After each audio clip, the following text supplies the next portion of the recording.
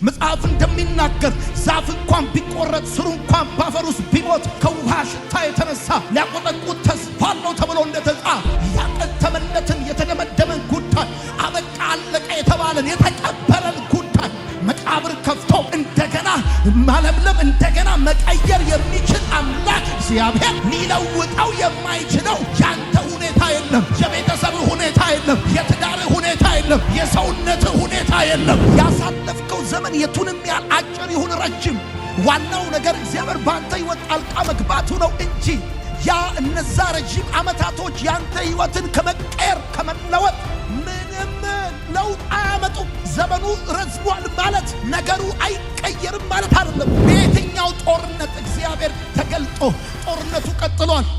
ጠላት ሆኖ አልቀጠለም። ክፉ ሆኖ አልቀጠለም። እግዚአብሔር በተገለጠባቸው የጦር ሜዳዎች ሁሉ ጠላት እንደ ገለባ ተበትኗል፣ እንደ ጉም ተኗል። ጠላት ፈረስና ፈረሰኛው በባህር ሰምጧል። ሁለተኛ ጊዜ ድጋሚ ላይ ያሳድዷቸው በኤርትራ ባህር ወድቀው ቀርተዋል። ዛሬ እግዚአብሔር አምላክ በሕይወትህ ጣልቃ ይገባል። የተጨነቅበት ጉዳይ ድጋሚ ላይ ያስጨንቅህ ለአንተና ለመጨረሻ ጊዜ በሕይወትህ ላይ ይወድቃል። ዮአኪን 37 ዓመት ሲታሰር በእነዚህ ዓመታቶች ውስጥ ጓደኝነቶቹ፣ ግንኙነቶቹ ሁሉ ወድቀዋል፣ ጠፍተዋል፣ ጥለውታል። በእነዛ 37 ዓመት ውስጥ ከዮአኪን ሕይወት የምትማሩት እግዚአብሔር መያዝ ብቻ ያዋጣል። ሲኖራችሁ ቢሰበሰቡ ስታጡ ይበተናል። ስታገኙ ስም የሚያወጡላችሁ በቁልምጫ የሚጠሯችሁ ስታጡ ጀርባ ይሰጣሉ፣ ፊት ያዞራል። እግዚአብሔር ታሪክን ሲቀይር ወደ ሌላ ደረጃ አሁን ካለበት አዲስ ስራ ነው የጠየቀው፣ የሆነ ነገር ነው የጠየቀው ነው የጠየቀውን ብቻ አይደለም እግዚአብሔር የሚሰጥ አሁን ካለበት ደረጃ እግዚአብሔር ከፍ ያደርጋል። the spirit of promotion ባንተ ላይ ይሆናል።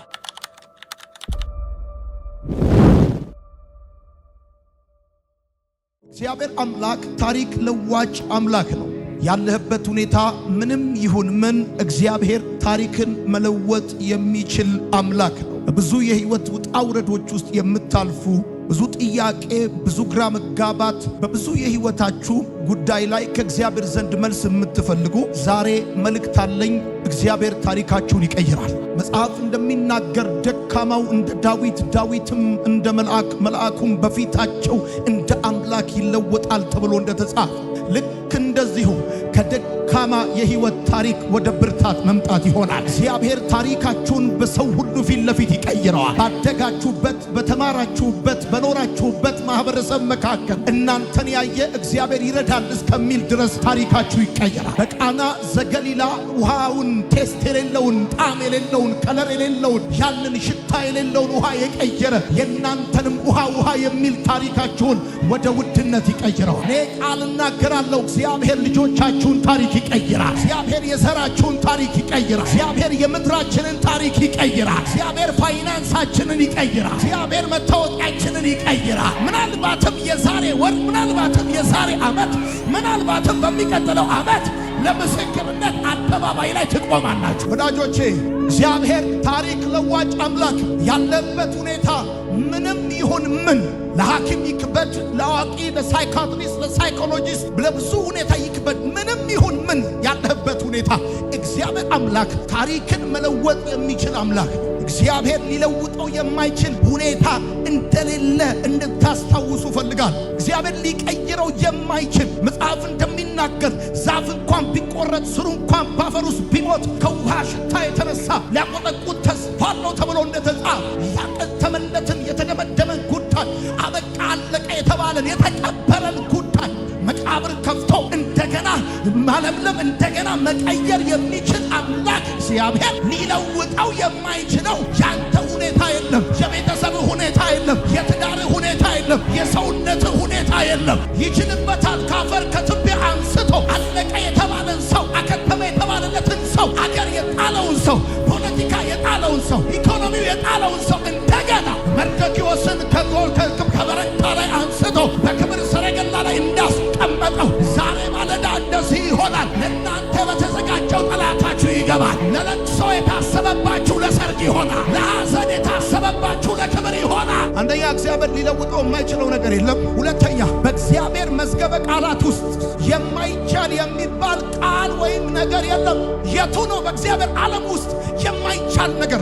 የቱ ነው በእግዚአብሔር ዓለም ውስጥ አይቻልም የሚባል ቃል የተዘጋ ማህፀን ነው፣ የሞተ ያለቀ ያከተመ ጉዳይ ነው፣ የተበላሸ ትዳር ነው፣ የህይወት የጤና ጉዳይ ነው። ወዳጆቼ አንዳንድ ሰባኪዎች ከኔ ጭምር ስንናገር በማይድን በሽታ የተያዛችሁ ሰዎች ይላሉ። የማይድን የሚባል በሽታ የለም። የማይድን የሚባል በሽታ የሚድን ነው። ታማ የተኛበት ወይ የምትቸገርበት የሚድን ነው። እውነቴን ነው የምነግርህ። ልክ እንዳንተ ካንተ በፊት እንደዚህ አይነት በሽታ ይዟቸው የዳኑ የዘመሩ ያገለገሉ እድሜ የተጨመረላቸው ቀና ብለው የሄዱ በጣም ብዙ ሰዎች አሉ። ደግሞ ስማኝ ልንገርህ፣ ታሪክ ሲቀየር እዛው ሰፈር እንድትርመጠመጥ አርኮ ሳይሆን እንዳትገኝ አርኮ እግዚአብሔር ድራሽ አባትን ይቀይረው። ውጊያ ውስጥ ያላችሁ፣ ጦርነት ውስጥ ያላችሁ፣ ትግል ውስጥ ያላችሁ ሰዎች እግዚአብሔር በጦር ግንባር ሲገለጥ ጦርነቱ ሊያበቃ እንደሆነ በየትኛው ጦርነት እግዚአብሔር ተገልጦ ጦርነቱ ቀጥሏል። ጠላት ሆኖ አልቀጠለም። ክፉ ሆኖ አልቀጠለም። እግዚአብሔር በተገለጠባቸው የጦር ሜዳዎች ሁሉ ጠላት እንደ ገለባ ተበትኗል፣ እንደ ጉም ተኗል። ጠላት ፈረስና ፈረሰኛው በባህር ሰምጧል። ሁለተኛ ጊዜ ድጋሚ ላይ ያሳድዷቸው በኤርትራ ባህር ወድቀው ቀርተዋል። ዛሬ እግዚአብሔር አምላክ በሕይወትህ ጣልቃ ይገባል። የተጨነክበት ጉዳይ ድጋሚ ላይ ያስጨንቅህ ለአንተና ለመጨረሻ ጊዜ በሕይወትህ ላይ ይወድቃል። በአራተኛ ደረጃ የጠላቶቻችን ብርታት የቱንም ያህል ይሁን የእግዚአብሔር አንድ ቃል ይበትናቸዋል። እግዚአብሔር ቀስት መወርወር፣ ጦር መሰበቅ አይጠበቅበትም። እግዚአብሔር በአፉ ውስጥ ትንፋስ ነገርህን ከምንም ከባዶ ወደ አንዳች ታላቅ ነገር ሊያመጣው እንደሚችል ዛሬ ላስታውስ እፈልጋለሁና የጠላቶች ብርታት ምኑንም ይሁን የትኛውንም ያህል ይሁን እግዚአብሔር አምላክ በአንድ ቃል ተቃውሞን ሁሉ ይበትነዋል። አሁን አንተ ያለህበት ሁኔታ፣ አሁን አንተ የምታልፍበት ጉዳይ፣ ጥያቄ እግዚአብሔር ተመሳሳይ እልፍ አንድ አይነት ነገሮችን ለእግዚአብሔር እንግዳ ነው። አሁን አንተ ከባድ ነው ያልከው ነገር ለእግዚአብሔር አዲስ ነገር አይደለም። አዲስነቱ ላንተ፣ አዲስነቱ ለትምህርት ቤት፣ አዲስነቱ ለሳይንስ ነው፣ አዲስነቱ ለዚህ ሀገር ሊሆን ይችላል። ነገር ግን ለእግዚአብሔር አዲስ አይደለም። ይገርማል። እግዚአብሔር በዚህ አንተ ባለበት ጉዳይ ላይ መስራት የሚችል ማድረግ የሚችል ለዘመናት የተጠበበ አምላክ እሱ ብቻ አይደለም። በሰባተኛ ደረጃ ትዝ እንዲልህ እንድታስታውስ የምፈልገው ነገር ቢኖር እግዚአብሔር አምላክ ታሪክ ቀያሪ አምላክ እንደሆነ፣ እግዚአብሔር አምላክ ማስቀጠል እንደሚችል በቃ የተባሉትን ሰዎች ኖ ማን ያስጀመረውን ማን ያቆማል ብሎ እግዚአብሔር ምዕራፍን እንደሚቀጥል ከኔ በላይ ምን ማሳያል? ሁለተኛ ነገሥት መጽሐፍ ምዕራፍ 25 ከቁጥር 27 እስከ 30 ንጉሥ ዮአኪን የሚባል በ18 ዓመቱ የነገሰን ንጉሥ ይነግረናል። በ24ኛው ምዕራፍ በ10ኛው ቁጥር ላይ ንጉሥ ዮአኪን በ18 ዓመቱ እንደነገሰና ለ3 ወር በንግስና እንደቆየ በዚህ በሁለተኛ ነገሥት መጽሐፍ ምዕራፍ 24 ላይ ትመለከታላችሁ። ምዕራፍ 25 ጋር ስትመጡ የባቢሎን ንጉሥ ናቡከደነጾር ራሱ መጥቶ ዮአኪንን በምርኮ እንደወሰደው የእግዚአብሔር ቃል ይነግረናል። በምርኮ ከወሰደው በኋላ 37 ዓመት ከ12 ወር ከ27 ቀን በግዞት እንደነበረ ዮአኪን መጽሐፉ ይናገራል። ምዕራፍ 24 ላይ ነገሰ ይላል። ምዕራፍ 25 ላይ ደግሞ ለ37 ዓመት ከ12 ወር ከ27 ቀን ታሰረ በግዞት ብሎ ይናገራል። ይሄ ወጣት ይሄ ንጉሥ ሲነግስ 18 ዓመቱ ነበረ። ንግስና ላይ የቆየው 3 ወር ነው። አባቱ ልክ እንዳደረገው እንደዛ በክፋት እንደሄደ መጽሐፉም ይናገራል። እና የባቢሎን ሰራዊት መጥቶ ኢየሩሳሌምን እንደከበበ ከዛም ደግሞ ራሱ ናቡከደነጾር መጥቶ በባርነት ዮአኪንን ይዞት እንደሄደ በግዞት እንዳስቀመጠው ይነግረናል። የሚገርመው ከ37 ዓመት ከ12 ወር ከ27 ቀን በኋላ ከናቡከደነጾር ቀጥሎ ሌላ ንጉሥ መጣ ይላል። እና ይሄ ንጉሥ መጣና እንደዚህ ይላል፣ በርህራሄ አናገረው። ከዛም በዛ ዘመን በባቢሎን ከነበሩ ነገሥታቶች ሁሉ ከፍ አደረገው። ከዛም ዮአኪን የእስር ቤት ልብሱን አወለቀ፣ አዲስ ልብስ ለበሰ። ከዛም ንግስና ሰጠው እስከ ዕድሜው መጨረሻ ድረስ ይላል መጽሐፉ ሲናገር፣ ቀለቡን ይሰፍርለት ነበር ብሎ ይናገራል። ወዳጆቼ ዮአኪን ወደ ባርነት ሲወሰድ የ18 ዓመት ወጣት በባርነት የቆየው 37 ዓመት ነው። የዕድሜውን ግማሽ በባርነት ነው ያሳለፈው። እና መጽሐፉ የሚናገረው እንደዚህ ነው። ናቡከደነጾር ወደ እስር ቤት አስገባው። ከናቡከደነጾር በኋላ የመጣው ንጉሥ ደግሞ ይላል ከእስር ቤት አወጣው ብሎ ይናገራል። በርህራሄ ቃል አናገረው ብሎ ይናገራል። አናገረው። ከዛም ፕሮሞሽን ሰጠው፣ ማለት ፕሮሞት አደረገው። ንጉሥ ከነገሥታቶች በባቢሎን ከነበሩ ነገሥታቶች በላይ ከፍ አደረገው። እናም ቀለቡን ይሰፍርለታል። ከዛ በኋላ የሕይወቱን መጨረሻ ስትመለከቱ በምቾት እንደጨረሰ መጽሐፉ ይናገራል። ከዚህ ከዮአኪን ሕይወት የምትማሩት የመጀመሪያው ካላችሁበት ሁኔታ የምትወጡበት ጊዜ አለ። ታሪካችሁ የሚቀየርበት የተወሰነ ቀን፣ የተወሰነ ወር፣ የተወሰነ ዓመታት ሰማይ የወሰነው እግዚአብሔር የወሰነበት ቀናት። መጽሐፉ የሚለው እንደዚህ ነው። ዮአኪን በታሰረ በ37ኛው ዓመት በ12ኛው ወር በ27ኛው ቀን አዲሱ ንጉሥ መጣና ከእስር ቤት አወጣ። ይኸውልህ የቱንም ያህል ዓመት ረዥም የህይወት መንገድ መተህ ሊሆን ይችላል። ግን አሁን ያለበት ሁኔታ ማብቂያ የሌለው ሊመስል ይችላል። ግን እርግጠኛ ሆኜ የምነግርህ ነገር እንደሆነ ልንገርህ። የሆነ ካለበት ሁኔታ የምትወጣበት የተወሰነልህ ቀን፣ የተወሰነልህ ወር፣ የተወሰነልህ ዓመት እንዳለ ይሄን የምስራች ልነግርህ እፈልጋለሁ። 37 ዓመት ከ12 ወር ከ27 ቀን ዕድሜውን ሁሉ በባርነት የኖረ እዛ ቤት እሞታለሁ ብሎ የሚጠብቅ እንደዚህ እንደሆነ ያበቃል ብሎ የሚጠብቅ ዮአኪን ድንገት ሳያስበው የባቢሎን ንጉሥ በርኅራኄ አናገረው፣ በቸርነት አናገረው። እንደዚህ እነግርሃለሁ ዛሬ ድንገት ሳታስብ ያንተ ጊዜ አሁን ይሆናል። ለሁሉ ጊዜ አለው ተብሎ እንደተጻፈ እንደ ቃሉ እኮ ነው የምነግርህ። ድንጋይ ለመወርወር ጊዜ አለው እንደሚል መጽሐፍ ከችግር የምትወጣበት ጊዜ አለ። ከመከራ የምትወጣበት ጊዜ አለ። ወደ ራስህ ነገር የምትገባበት ጊዜ አለ። መጽሐፉ የሚለው እንደዚህ ነው። ዮአኪን ሲታሰር ብቻውን አልነበረም። ከእናቱ ጋር ከጋሳ ጃግሬዎቹ ጋር ከወታደሮቹ ጋር ነበር የታሰረው። ዋስ ሆኖ እንኳን የሚያወጣው ሰው እንደሌለ እንደምታውቁት የእሱ የሚባሉ በጠቅላላ ተይዘዋል። በግዞት ነው የተወሰኑት። እና መጽሐፉ እንደዚህ ያለው በቃ ጊዜ አሁን ያለበት ሁኔታ የማያልፍ ይመስላል። ግን ይገርማል። ቅድም ነግሬሃለሁ። እግዚአብሔር በየትኛውም የጦር ግንባር ሲገለጥ የጦርነቱ ማብቂያ፣ እግዚአብሔር በሕይወት ጣልቃ ሲገባ ያ ያለበት ሁኔታ መጨረሻው ልክ ልጅ ገፍቶ እንደሚመጣ ልክ እንደዛ እረፍት ገፍቶ መጥቷል። ሰዓት ገፍቶ መጥቷል። በረከት ገፍቶ መጥቷል። አንተ አይደለህም ጠላትህ እንኳን ከዚህ በላይ ልቅፈው ብሎ ቢል ጨርሷል። ሁለተኛ ከዚህ ከዮአኪን ሕይወት የምንማረው እንደሆነ ነገራቸው። እግዚአብሔር ታሪካችንን ለመቀየር ማንንም ሊጠቀም ይችላል።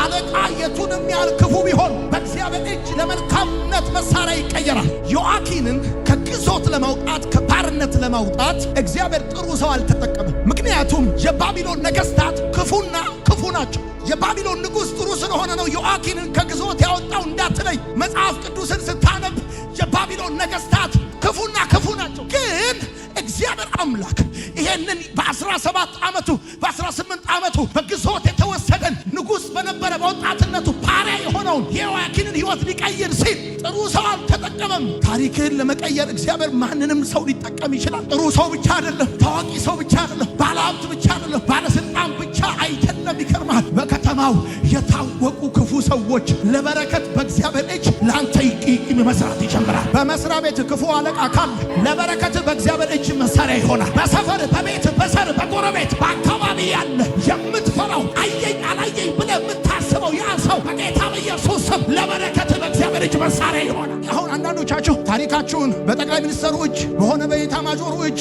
በሆነ ባለሀብት እጅ፣ በጓደኛ በቤተሰብ ውለታ ባረጋችሁለት እጅ የሚቀይር መስሏችሁ እንዳትሳሳቱ። እግዚአብሔር ታሪካችሁን ሊቀይር ሲል በማንም ሰው እጅ፣ በፓስተሩ እጅ ይቀይራል ብላችሁ ስትጠብቁ በሼኪው እጅ ይቀይራል። ስማ፣ እስክሪብቶ ከያዙ መሻር እንጂ መሾም በማያውቁ ሰዎች እጅ በዚህ ዓመት የሹመት ደብዳቤ እጅ ይገባል። እንደ ጆተኒ መዋጥ እንጂ መጥፋት ከማያውቅ እጅ ልክ ከቁራ አፍ ለኤልያስ እግዚአብሔር ምግብ እንደሰጠ እግዚአብሔር ከክፉ ሰዎች እጅ እንጀራ ይሰጣል። ሶስተኛ ያሳለፈው ዘመን ምንም ይሁን ምን ለውጥ አያመጣም። ዋናው ነገር የእግዚአብሔር ባንተ ሁኔታ ጣልቃ መግባቱ ብቻ።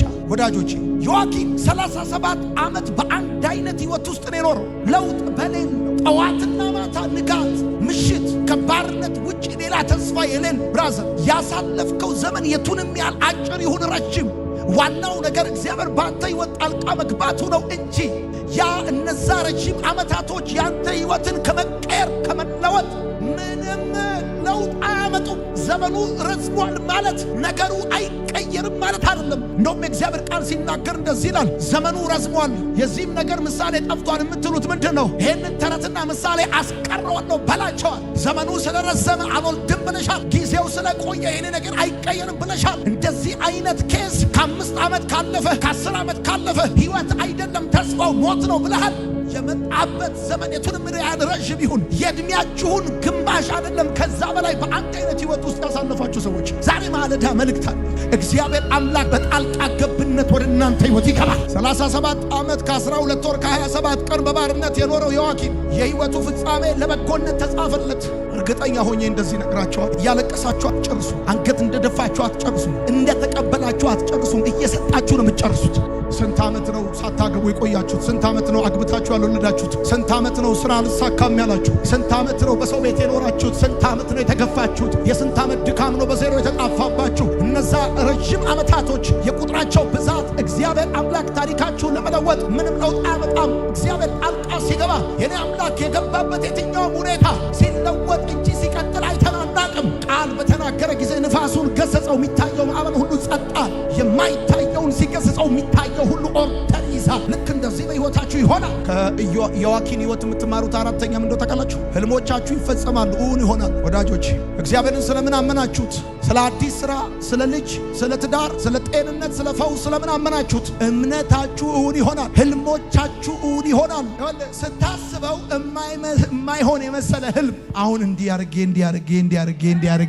ያልከው ቁጭ ብለህ ደግሞ እኮ ህልሜን ስታልም ኖሮ ካደለም ሰው እያኖረክ እየሰጠ አይደለም እየተቀበልክ ስታልመው የሚሆን አይመስልም። ምክንያቱም እየተቀበልክ ነው፣ እየሰጠ አይደለማ። እየረዱ ነው፣ እየረዳ አይደለማ። ለዚህ እኮ ነው ህልም ስታልም ቅዠት ሊመስላቸው፣ ግን ነግረሃለሁ ከመቀበል ወደ መስጠት ተቀይሮ ህልምውን ይሆናል። ከዮአኪን የምትማሩት አምስተኛውን ደግሞ ልንገራችሁ። አምስተኛው እግዚአብሔርን መያዝ ብቻ ያዋጣ። ዮአኪን 37 ዓመት ሲታሰር በእነዚህ ዓመታቶች ውስጥ ጓደኝነቶቹ፣ ግንኙነቶቹ ሁሉ ወድቀዋል፣ ጠፍተዋል፣ ጥለውታል። በነዛ 37 ዓመት ውስጥ ከዮአኪን ሕይወት የምትማሩት እግዚአብሔርን መያዝ ብቻ ያዋጣል። ሲኖራችሁ የሚሰበሰቡ፣ ስታጡ ይበተናል። ስታገኙ ስም የሚያወጡላችሁ፣ በቁልምጫ የሚጠሯችሁ፣ ስታጡ ጀርባ ይሰጣሉ፣ ፊት ያዞራል። እና ከዮአኪን ሕይወት የምትማሩት እግዚአብሔርን መያዝ ብቻ እንደሚያዋጣ፣ የትኛውም ግንኙነት ከገባችሁበት ሁኔታ እንደማያወጣ፣ የትኛውም ጓደኝነታችሁ እስካላችሁ ድረስ ብቻ እንደሚሰራ እግዚአብሔርን መያዝ ግን ይገርማችኋል። መጽሐፉ እንደሚናገር ከ37 ዓመት በኋላ እግዚአብሔር ታሪኩን ለወጠው። ብራዘር ታሪክ ስትሰራ የሚሰበሰቡ፣ ታሪክ ሲበላሽ የሚበተኑ ሰዎችን መያዝ አይደለም ያዋጣው። አጥብቀ ያዝ፣ ወጥረ ያዝ፣ አካብደ እግዚአብሔርን ያዝ። ከጌታ ጋር ያለን ነገር አጥብቀው ያዘው ነው መሰለህ። እሱን አጥብቆ መያዝ የሚያዋጣ ሲኖርህ ብቻ አይደለም እሱ ካንተ ጋር የሚኖረው፣ ሳይኖርህም ካንተ ጋር ይኖራል። ስትቆም ብቻ አይደለም የሚኖረው፣ ስትወርቅም ካንተ ጋር ይኖራል። በማግኘት ብቻ አይደለም በማጣትም አብሮክ ይሆናል። እና እግዚአብሔርን አጥብቆ መያዝ እንደሚያዋጣ ነው ከዮአኪን ሕይወት የምትማሩት። ታሪክ ይቀየራል። ስድስተኛ ታሪክ ይቀየራል። ይኸውልህ የሆነ ሰው ይሄድና የሆነ ሰው ይመጣል። ናቡከደነጾር ሄዶ ሌላ ንጉሥ እንደመጣ ለውድቀት ምክንያት የሆነው ይሄድና ለመነሳት ምክንያት የሆነው ይመጣል። ለስብራት ምክንያት የሆነው ይሄድና ለመጠገን ምክንያት የሆነው ይመጣል። ለማጣት ምክንያት የሆነው ይሄድና ለማግኘት ምክንያት የሆነው ይመጣል። ለባዶነት፣ ለብቸኝነት፣ ለማፈር አንገት ለመድፋት ምክንያት የሆነው ሰው ወረቀት ከደብተር ላይ እንደሚቀደድ እግዚአብሔር አምላክ ከዘመን ላይ ከሕይወት ላይ ከምዕራፍ ላይ እየቀደደ ያወጣና ሌላ ደግሞ ይመጣል። ሰባተኛ የምትማረው ምን መሰለህ? ተስፋ መቁረጥ የለብንም። በምንም ተአምር መከራችን ምንም ይሁን ምን ተስፋ መቁረጥ የለብንም። የሕይወታችን ማዕበል ምንም ይሁን ምን ራሳችንን መግደል የለብንም። ሰይጣን አንተን መግደል ስላልቻለ ነው ራስን ግደል እያለ ከኋላ የሚከተልህ። ብዙ ጊዜ ፈልጎ አተባየዋለሁ፣ አፈርጠዋለሁ፣ ገለዋለሁ፣ ወርደዋለሁ ይጠብቅና ሲሞክር ሲያቅተው እንደዚህ ላይ በቃ አቅቶኛል ብሎ ቁጭ አይልም። ይገርማል። ሐሳብ ቀይሮ ይመጣና አንተ ሞክረህ አልተሳካልም፣ እንደዚህም አልሆነልም፣ ተስፋም የለም፣ ራስን መግደል ይሻልሃል ይላል። በሱ እጅ ያቃተውን ራስ መግደል በአንተ እጅ ሊያስፈጽም መርዶክዮስ ሊሰቀል እንደነገ እንደታቀደ ግን ነገር ተገልብጦ ሰረገላ ላይ እንደወጣ የክብር ሰረገላ ወደ አንተ ቤት እየገሰገሰ ይመጣል። የሹመት ይመጣል። ያችን ቀን ታያለ። እግዚአብሔር የመደበልህ ለአንተ የተወሰነልህ የክብር ቀን፣ የፈውስ ቀን፣ የበረከት ቀን፣ የድል ቀን አለ። ታየዋለህ። እሱ ስምንተኛ የዮአኪንን ሕይወት ስትመለከቱ ምን ተማርኩ መሰላችሁ? ከ37 ዓመት የግዞት የባርነት የመረሳት የአንድ አይነት ሕይወት በኋላ ወደ ሌላ ደረጃ ነው ይሄ ሰው የሄደው። ከስር ሲፈታ በባቢሎን ካሉ ከሌሎች ነገስታቶች ይላል አንብበው መጽሐፉን ከፍ አረገ። ስማ ከ37 ዓመት በኋላ ሰው ዝቅ ላለ ብሎ ይጠብቃል እንጂ ተራ ሆኜ ይሞታል ብሎ ይጠብቃል እንጂ እግዚአብሔር ታሪክ ሲቀይር አይታል። ከ37 ዓመት በኋላ ኦልሞስት 40 ዓመት የዕድሜውን ግማሽ ከኖረ በኋላ በባቢሎን ካሉ ነገስታቶች በቀጥታ ከእስር ቤት አወጣውና ወደ ሌላ ደረጃ ከፍ አደረገው። እግዚአብሔር ታሪክን ሲቀይር ወደ ሌላ ደረጃ አሁን ካለበት አዲስ ስራ ነው የጠየቀው። የሆነ ነገር ነው የጠየቀው ነው። የጠየቀውን ብቻ አይደለም እግዚአብሔር የሚሰጥ። አሁን ካለበት ደረጃ እግዚአብሔር ከፍ ያደርጋል። the spirit of promotion ባንተ ላይ ይሆናል። ዘጠነኛ አሮጌው ነገራችን ይወልቃል። ቀጥሎ ሲናገር ለዚህ ነው ሰጠው። ዮአኪንም የእስር ቤት ልብሱን ጣለ፣ የነገስታት ልብስ ለበሰ። እኔ ዛሬ ለሊት እያነበብኩኝ እንደዚህ ጸለይኩላችሁ። እግዚአብሔር ሆይ ዛሬ ባንተ መለኮታዊ ቀጠሮ ወደዚህ ቤት የሚመጡ ወደዚህ ቤተ ክርስቲያን የሚመጡ አዲስ መጎናጸፊያ ይደረብላችሁ፣ አዲስ መጎናጸፊያ ይደረብላችሁ። in the mighty name of Jesus የማትፈልጉት የናንተ ያልሆነ የማይገባችሁ ከናንተ ጋር ሊቆይ የማይገባው ከዚህ በኋላ መታወቂያችሁ ሊሆን የማይገባው ዛሬ በኢየሱስ ስም ከእግራችሁ በታች የተጣለ በኢየሱስ ስም የተጣለ በኢየሱስ ስም የተጣለ ነው። ችግር ከእግራችሁ በታች ይወድቃል። ማጣት ይወድቃል። አስረኛ ከዚህ በኋላ ተራ ህይወት አንኖርም። ዮአኪን እስከ ዕድሜው ፍጻሜ ድረስ የዕለት ቀለቡን ይሰጠው ነበር ይላል። የግዞት ህይወት እስከ የምቾት ህይወት ኖሮ እንደጨረሰ ነው የሚያወራው መጽሐፉ። ከዚህ በኋላ ተራ ህይወት አትኖር። ስለዚህ እንደዚህ ጸልይልሃለሁ። ባንተ ላይ የተዘጉ ደጆች ይከፈቱ፣ የያዘ ቀንበር ይሰበር። በዚህ ዓመት ታሪክ ወደ ክብር ይለወጥ።